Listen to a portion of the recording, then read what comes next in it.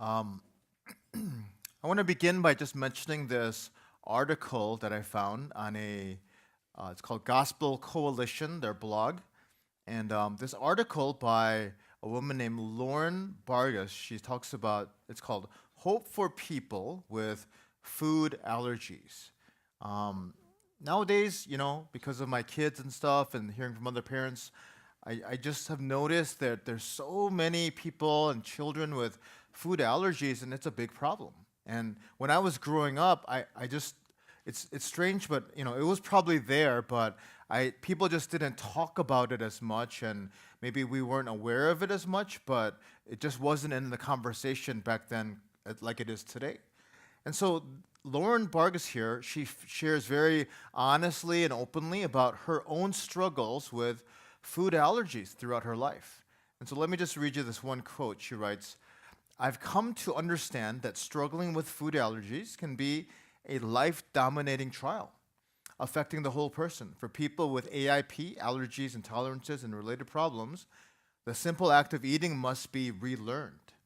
Eating out, eating in others' homes, holiday meals, and potlucks are often overwhelming and sometimes life threatening.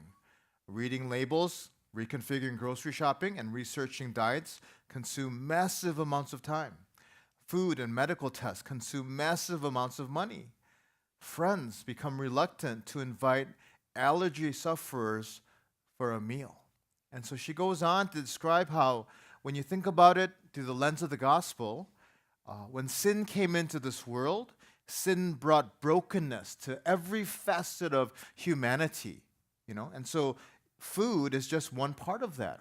And so this struggle that many people have with food allergies is really not that it's their fault, but it's a result of sin that has come into this world.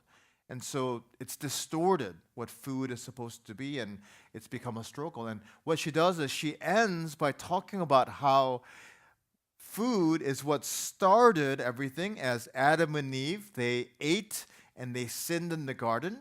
But food is what will be eaten together as sin is abolished at the great feast in heaven. And so it's interesting when you think about food in the Bible, because food is a huge part of the Bible and how God relates with people. And so this author gives hope because she says, I'm struggling with these things, and this is the reality of a broken world and the life that we live in, disease, sickness, all these things, food allergies. It's because of sin. This is not what God meant it for it to be. But the hope is that one day when I get to that feast in heaven, she says, basically, I'm going to eat whatever I want because all of that will be overcome at that great feast. And she's hopeful because of that. That's what the gospel is. So it's an amazing thing. But when we think about food, it's interesting because we cannot live without it, but it's supposed to be something very glorious. When we're hungry, we lose sight of everything else. No other desire, nothing else, no other urge will compete with your desire for food. It's so strong. It's a basic need that we have. And so I think God created us to eat food, to want food, and through that we can also learn about the gospel as He provides food in this passage. So we're going to keep that in mind. Think about our need for food as we look at and learn from this passage today. Now, if you've been here, we've been going through the book of Mark. We've been quickly going through. We've gone through about 5 chapters now, and here we are in chapter 6. Now, what we're going to do is we're going to make a choice to skip a little section at the beginning of chapter 6, which involves a few incidents. So I'm doing this because I feel like we need to keep moving forward, and I'm hoping, I don't know if we will, but maybe by Easter we'll read some of the ending passages that concern Easter. So we'll see. But we're going to skip a few, but let me just summarize briefly. So at the beginning of chapter 6, Jesus, he goes to his hometown of Nazareth, and in his hometown, you experience this too, right? You go back to your hometown where everyone knows you and everyone knew you since you're a little kid, And so you don't have credibility because people see you like that little kid. And so this is what happens to Jesus. People are rejecting him. Hey, we know you're siblings. We saw you growing up. We know you are like a carpenter. We know everything about you. And so these people are kind of closed to him and they reject him. And then Jesus sends out his 12 apostles. And he says to them, go empty-handed. Don't take stuff. Don't prepare for the trip. Don't bring a suitcase, but go empty-handed. And as you go house to house, hospitality will be the key. We're going to get back to that theme of hospitality. Hospitality will be the key. And so as you go to those towns, stay in people's homes. Let them feed you, and I'm going to feed you through them. Okay? And then also in this section, there's the death of John the Baptist.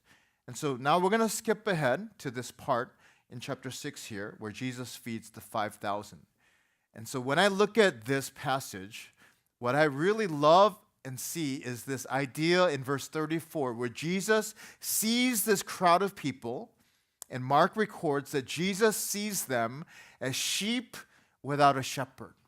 Sheep without a shepherd. And so it's that idea, that theme, that we're going to use to build this outline to look at this passage. So first, we're going to talk about sheep in this passage. Then we're going to talk about shepherd. Jesus is the shepherd that sees the sheep with compassion. And I believe that we see Jesus lead them to satisfaction. Okay, so we'll talk about these three things. First of all, let's talk about sheep. Look at verse 30. The apostles, remember, they've been on this mission trip. Jesus sent them out, hospitality. The apostles returned to Jesus and told him all that they had done and taught. And he said to them, all right, come away by yourselves to a desolate place and rest for a while. For many were coming and going, and they had no leisure even to eat. You know, when you're so busy, you forget to eat, you can't eat. And they went away in a boat to a desolate place by themselves. Now many saw them going and recognized him, and they ran there on foot from all the towns and got there ahead of them.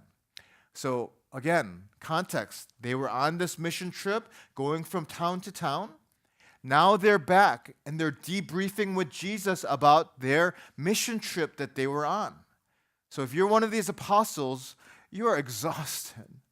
You were just sent out, and you've gone, and you've preached, and you've prayed for people. You've done all this ministry. You're exhausted. Mark Strauss, he writes this, as shepherd and guide for his disciples, Jesus recognizes their need for physical and spiritual renewal. Jesus has used a boat for crowd control, presumably one of the disciples' fishing boats, and now he uses it for escape. So it's like, you know, if you've ever gone on a mission trip, maybe you've gone on one of our trips to Haiti, what happens is as soon as you get back, you're just exhausted. You know, for like months, the Haiti team has been training and preparing, and then they go and just unleash everything, love on people, do everything, sleepless nights of prayer and all these things. And then when the trip's over and you land in Madison Airport, it's just like, oh, I got to decompress. I've been around people, been around my team members. I've never been alone for the last 10 days. I just need some space, you know, and just want to decompress. It's like that. It's how our human nature, selfishly sometimes, understandably, but selfishly, we want to kind of create space for ourselves and select, okay, I want to be with you, but I don't want to be with you now, and we start to do that. So can you imagine these apostles? They were on a mission trip. Now Jesus offers to them, hey, we're going to go on a little trip.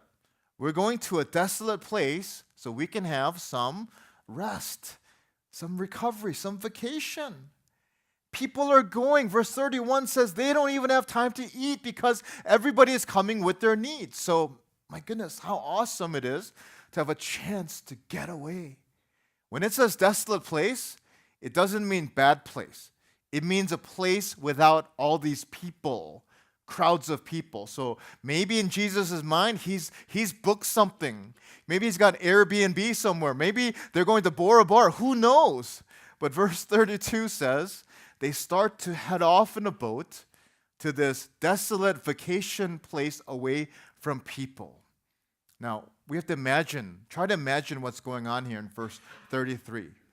There were so many people in need, and as they see Jesus and the disciples getting in this boat and going out, what do? They say, no, we cannot let them go. We need them. We need Jesus. And so they're so desperate, so they're going to start running along the shore and try to get to that destination before the disciples get there by boat. I tried to imagine this a little bit with a local geographical kind of illustration. So I thought about right here in Madison, UW campus. So imagine it's like this. Imagine one summer evening. It's the Union Terrace. Crowds of people are there. It's a beautiful day, and Jesus is there. Jesus and his apostles, they're doing things, healing people, ministering to people, praying for people. So many people are flocking to him in need. Now Jesus takes the apostles and says, hey, we're going to go over to a little place that I have prepared. It's a beautiful little place called Picnic Point. We're going to get some rest, mini vacation. And so Jesus, he's a member of the UW Hoofers or whatever it's called, and he starts to hand out these paddle boards to everybody, to his apostles. And then these 12 apostles with Jesus, they start paddling, and they start heading out to sea, and they're going over to Picnic Point. Now, the people, they're in need, and so they want Jesus. And so they think, okay, we can run along the shore, and they're headed over there. We can get over there to Picnic Point, which is in the middle of the screen, if you know. And they start running along the shore, along the path. Now, if you know, the path from Memorial Union to Picnic Point is about a 2.6-mile journey. Very doable. And so these people are running along, trying to get there. And so when Jesus and the apostles paddleboard their way into Picnic Point, what happens? All of those people are there. The people you're trying to get away from are there. How did they get here, you're thinking? And these people come with all kinds of needs. That's why they desperately ran over there. You know, we can think about all the needs that they had. They probably had things like medical needs, many with illnesses and diseases and leprosy, demons maybe. And so Jesus is to lay his hands on them. These disciples are to lay their hands on them, pray for healing, cast out demons. Who knows? All these things, these people are coming with all of their needs. They probably had some other basic needs like food. At the beginning of the day, people are coming for healing, but as time passes, it's getting later. Verse 35 says, the day began to grow late. So now it's evening, and these people may have not have eaten. And so we can assume here that all these people are now probably hungry, and they're in need of food and real basic things in their life right now. So there's these needs. There's probably spiritual needs. These people are coming to Jesus for healing and spiritual healing. They're coming to Jesus because some of them are thinking of him as a Messiah and Savior. And they have all kinds of needs. Please pray for me. Please pray for my child. Please pray for healing in all these kinds of spiritual needs. And so when you think about these people, the reality is that we too are very much like this crowd of people as sheep. We too have many different needs in our life. When you think about sin, just like that food allergy illustration, sin impacts and influences every facet of our life, every facet of society. Sin causes physical and medical needs in our life. You know, sin causes basic necessity needs in this world like food and shelter. Sin causes spiritual needs as we are all like sheep that have gone astray. And there's brokenness in this world and in society as a whole because of sin. And so there's no one in this world who is not like a sheep in need in some way if we really get down to it. The good thing about these people is they were running because they knew their need. Sometimes what we lack is just knowing how needy we are. And so we see these sheep with these various needs running towards Jesus, getting there to picnic point, getting there so that they can have more of him. Now, what we want to see is, how does Jesus respond as a shepherd? How do the disciples respond? Look at verse 34. When he went ashore, imagine paddle boating to the shore, he saw a great crowd and he had compassion on them. Look at his heart, because they were, in his eyes, sheep without a shepherd.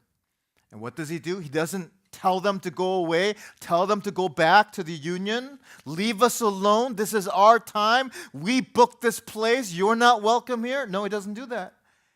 He begins to teach them many things. And so what I see in Jesus here is a few characteristics of a shepherd.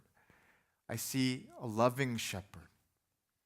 He welcomed the crowds when they were over there, and now here, he's welcoming them again.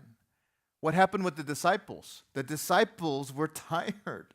It's late. Jesus, send them away. Send them into towns to get something to eat. Now, it might seem like these disciples might be a little concerned because, man, these people got to eat, but their real motive is they just want them to get out of here so that they can be alone and have their break. I mean, it makes sense because these disciples had worked hard in ministry. They had poured out themselves while they were out there, but now they're back. This is their time. And I think what's interesting here is that many times it's in the tiredness that we have and the needy times that we have, we want to recuperate, and that's valid. And these disciples had validly given all of themselves on this missional journey, and they were worn out.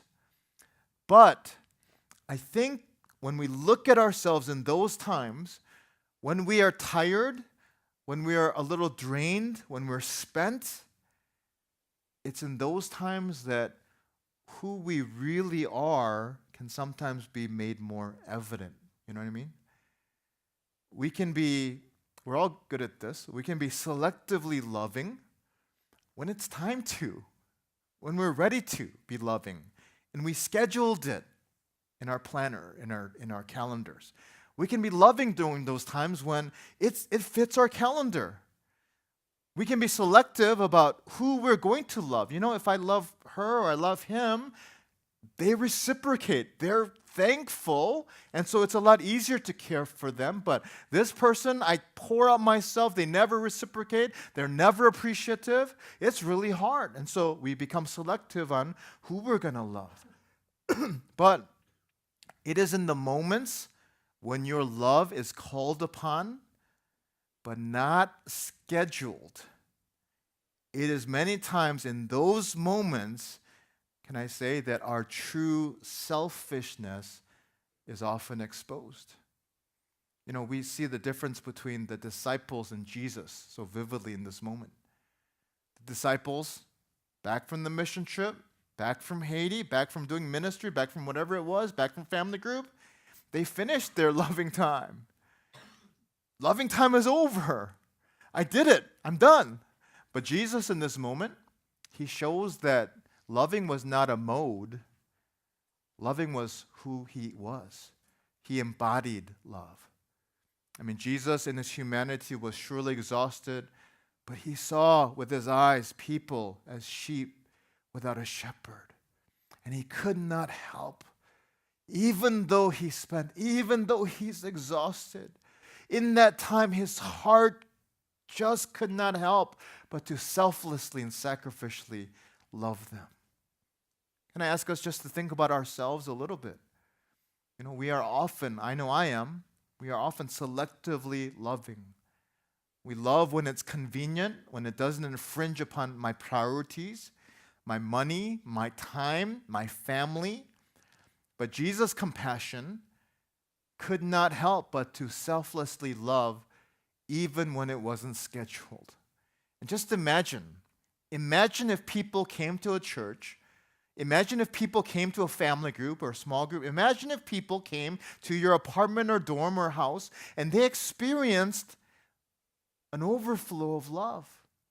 Not a scheduled love, not a manufactured time of love, but they just experienced best efforts at just trying to love. Imperfectly, of course, but just trying to love. Imagine how powerful that could be to the world around us. So we see a loving shepherd. That's who Jesus was. I think another thing that we see about Jesus is that he's a providing shepherd. So with this crowd of people nearby, here we are, picnic point, Jesus tells the disciples, give them something to eat. At first, these disciples are like, oh my goodness, Jesus, what are you smoking? Are you crazy here? And then verse 44 here records that there were about 5,000 men, which means that when you count women and children, it may have been more like 20,000 people. Not 5,000, but 20,000. I don't know if you know, but the Kohl Center down the street here, where the Badgers play, has a seating capacity of 17,000 people. So there are more people in need of Jesus in this passage than can fit into the Kohl Center at a sold-out basketball game. And one of these disciples looks around and he mentions to Jesus, Jesus, do you know that it would cost 200 denarius to feed all of these people? Now, in those days, a denarius was considered about a day's wage, okay, 1 day's worth of work. Now, I did some calculations, so if I'm wrong, please forgive me, but like this. A denarius is a day's wage, so with the assumption that someone's making $50,000 annually, 200 days' wages would be about $27,000 to feed all these people just one meal. Can you imagine Jesus looking at 20,000 people and telling his disciples to give them something to eat? That is quite a trip to Panera. $27,000 worth. Right? So what happens? The disciples, they're like thinking he's crazy. They empty their backpacks, put together everything they have, and it just turns out to be 5 loaves of bread and 2 fish. Now there are some problems here. Because as human disciples, no matter how much they try with 5 loaves of bread and 2 fish, there's no way they can feed 20,000 people. They can probably barely feed 5 people. They're limited and finite in what they can give. But I think the bigger problem here that Jesus is trying to get through to them is that they are calculating with their eyes and their logic, but not with faith, believing in Jesus' words when he says, give them something to eat. Again, think about the context. They just went on a missional journey. Jesus sent them with what? Did he send them with all the supplies they would need? Did he send them with a U-Haul full of stuff and food and canned goods and everything? No. He sent them with nothing.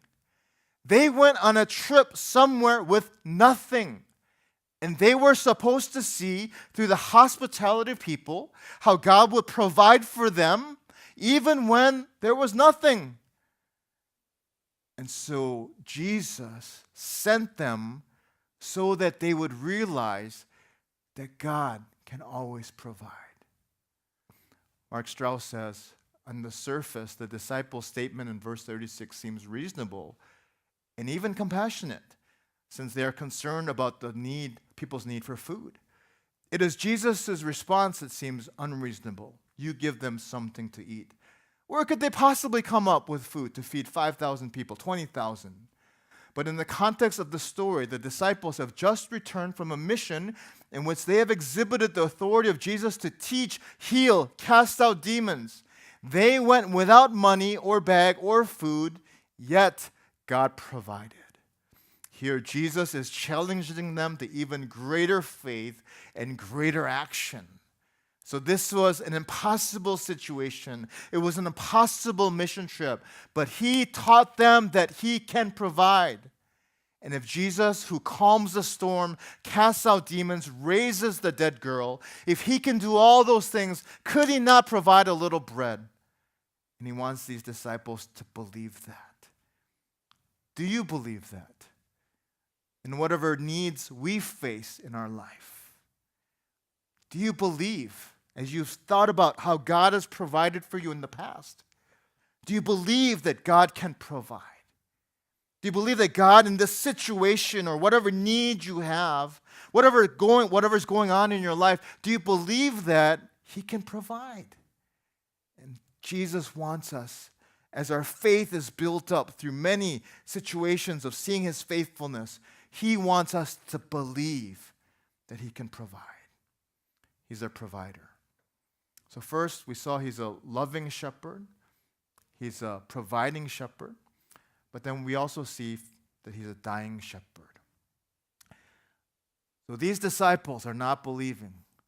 So Jesus steps in, and He has the people sit down in groups of 50. Why does He cluster them in groups of 50? Well, dividing them in groups of 50 was an allusion to the Old Testament times when God provided for all the Israelites through Moses. He sent manna from heaven, and in that time, God had Moses tell the people to cluster together in groups of 50. So these disciples would be seeing this, and they'd be like remembering how during the times of Moses and those stories that they heard, God provided food and manna for all the people in these groups of 50. So Jesus is reminding them how Moses fed them manna from heaven, and Jesus now was saying, I'm going to feed bread with my own hands, because I'm the prophet who has come from heaven. Jesus is saying, I am greater than Moses. He's saying, I'm the one who has come to care for you, to lead you, and to die for you, ultimately, to feed you. Again, Mark Strauss, he says this, just as God fed Israel in the wilderness with manna through Moses, so now Jesus feeds the people of God in a desert place. This miracle, in turn, points forward to God's future eschatological banquet and its present preview in the celebration of the Lord's Supper. So Jesus, in this passage, is providing unending bread that day that nourishes physically, but soon He will die, and He will provide Himself as unending bread that nourishes spiritually for all eternity. When we have this meal in a few minutes, this meal is to remind us of Jesus who says, I am the bread of life. I am the bread broken and given for you, and picturing that future meal that we'll share at that great banquet in eternity. So whenever we break bread together, at the Lord's table here, it points to Him who is the bread of life. Now, I want to dwell on this just for a moment. I think eating together is a very powerful thing.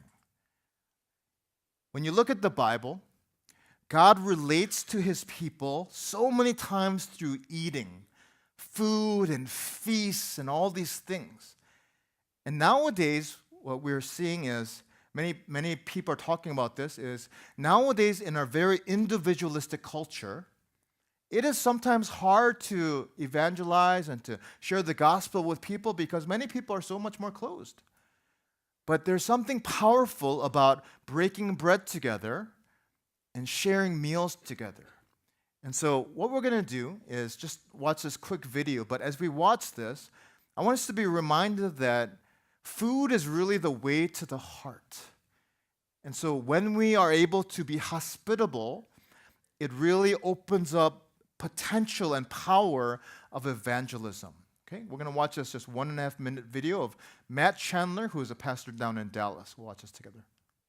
I think as we hear that, there's something about hospitality that I believe we as the church today need to learn more of.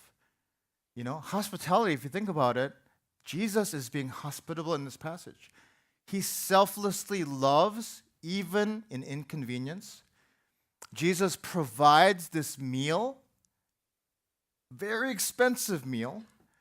Jesus pictures His future death as the bread of life. And so perhaps something for us to think about is one of the most powerful forms of evangelism for us today in our culture is when we open up our lives and we open up our homes to others and we break bread together and we feed people and we share about life together. There's something about that. If I talk to many people, their testimonies and their stories always involve meals together with people and getting to know each other. There's a lot of people in our church who really do this well. Praise God.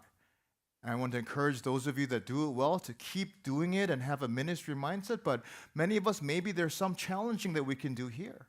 In the history of our church, there's been many things like Sunday dinners where many people were nourished and blessed and fed through those things. There's meals that we have together with our friends and how redemptive those things can be. When we have weddings, when people are invited to weddings, what's going on? It's a picture of the great wedding to come and the celebration and the great banquet to come, so that when we invite lots of people to our wedding, we celebrate, we eat bread, eat meals together, it pictures that heavenly celebration, and it points forward to that. And so it isn't always convenient. It takes time and sacrifice to provide. But it's an opportunity we have to share life through food which pictures the future meal that we'll share together. I'd like us to think about that. Remember, it was through food that humanity fell into sin, but it's through a great feast that will eternally celebrate Jesus overcoming sin. And in between the meals that we can break bread and share together, it helps to point people. It's an opportunity to talk about that and to picture that for other people as we invite them into our lives. So whether it's your dorm or your apartment, whether it's just you don't have a kitchen so you just go to a restaurant, whatever it might be, think about how we can extend the power of hospitality to others in our life. It might even be just eating with someone in the fellowship hall, but there can be hospitality that we're sharing with other people. So as we think about this, first we saw the sheep who are very needy, but then we saw the shepherd. Jesus is a selfless, providing, dying shepherd, embodies hospitality for his sheep. And then finally we'll see how all this leads to satisfaction in Jesus. So look at verse 42. And they all ate and were satisfied. Now don't gloss over that. They all ate. And they took up 12 baskets full of broken pieces and of the fish, bread and the fish. And those who ate the loaves were 5,000. We already know that's about 20,000. So these people all ate, it says, and they were all satisfied. Nobody was like, do you have more? Everybody was satisfied. These people came with their different needs, but Jesus brings them satisfaction. I thought about some encouraging pictures in this scene. The bread of Jesus satisfies. They ate, and it says they were satisfied. The bread of Jesus was never-ending. 20,000 people ate from 5 loaves of bread and 2 fish, and still there were 12 basketfuls collected afterwards. It never runs out. Jesus' satisfying bread never runs out. And the bread of Jesus was broken. He gave himself through this bread. He's the bread. So we think about this related to ourselves. Jesus, the bread of life, he brings us satisfaction. C.S. Lewis once said that we have a God-shaped hole in our hearts. We try to fit into that hole in our hearts, that void. We try to fit in money and prestige and our academics and our resume, and we try to fit in our cars and our house, our relationships and who our parents are and all these things. We try to fit it in, but you know what? We're never satisfied. And we always feel like there's something else. There's something more because this seemed like it was it, but it ran out and it disappointed me. And C.S. Lewis says we have a God-shaped hole, and only God, only Christ can fill that hole in our hearts. Jesus, the bread of life, he never runs out. He never stops satisfying us. Temporary things, you get a new job, you feel, man, life is good, but you know what? After a year, it doesn't satisfy. You get a new car, it feels good for a while. After a while, it doesn't. You get a new laptop, it feels good, but it doesn't satisfy after a while. And so everything that we have in this world, it runs out. Even a relationship, it feels good. Even marriage feels good. But after a while, you realize that doesn't satisfy completely. And so only the bread of life never runs out. And then finally, Jesus, the bread of life, was broken for us. As bread that is broken, his body was broken on the cross so that he could give himself to us. He suffered scorn, shame, agony, humiliation because he loves us and wants to satisfy. He wants to love each one of us. He wants each one of us to be satisfied in him. So, when we think about this passage, we see that there are needy sheep. We all have needs. Every one of us have needs, different needs. But we see a shepherd who he loves us, he provides for us, and he dies for us. And all that leads to satisfaction that will never run out, and satisfaction that cannot be replaced by anything else in this world. You get the perfect GPA, you get the perfect job, you get the perfect city, you get the perfect family and spouse. I promise you, it still will not satisfy because there's a God-shaped hole in our hearts. And only Jesus. Those things are not bad, but only Jesus is what ultimately satisfies in our hearts. I want to close by just reading one last passage. I thought about this passage from the Old Testament. It's an amazing picture of Israel and God, how he feeds them and provides a feast. But what it's doing is it's providing them a picture of the feast to come in heaven. So it's a prophetic picture of the feast to come. Let me read this together. On this mountain, the Lord of hosts will make for all peoples, tribes, nations, tongues, a feast of rich food, a feast of well-aged wine, of rich food full of marrow, of aged wine well refined. And he will swallow up on this mountain the covering that is cast over all peoples, the veil that is spread over all the nations. He will swallow up death forever. And the Lord God will wipe away tears from all faces. The struggles we have in this life and brokenness and the reproach of his people, he will take away from all the earth, for the Lord has spoken. It will be said on that day, behold, this is our God.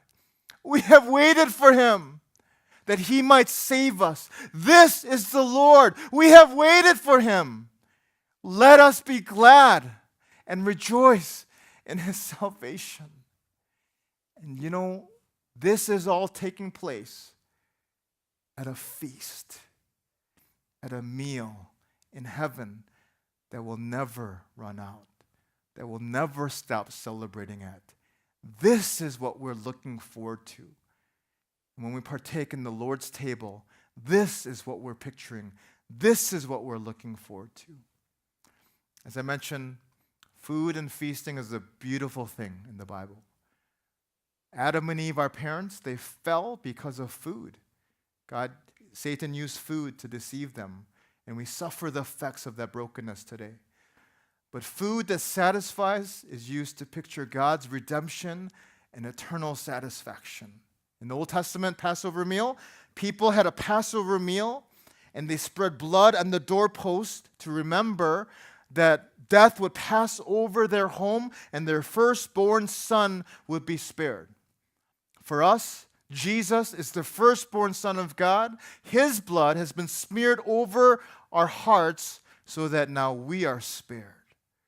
And so we celebrate and remember, just like they did at the Passover meal, we celebrate and remember as we partake in communion in the Lord's Supper. So this feast that we're about to share, it is a beautiful thing. It pictures that Passover meal in the past, but it pictures even more that greater feast to come when he will swallow up death and he will wipe away every tear from all of our faces. Let's pray together and get ready to eat this meal.